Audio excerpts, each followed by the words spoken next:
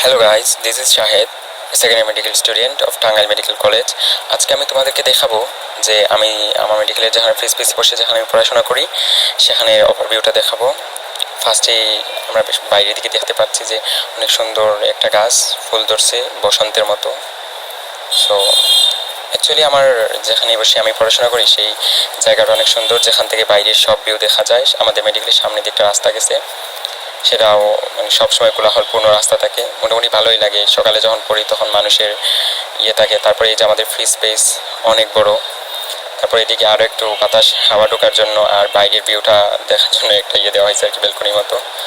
তো ভালোই লাগে এখানে পড়াশোনা করতে। আর পড়ালেখার ফাঁকে ফাঁকে বাইরের দিকে চোখ যায়, চোখ একটু বিশ্রাম নেই ওইদিকে তাকিয়ে। এই যে দেখতে পাচ্ছেন একজন পড়তেছে এখানে।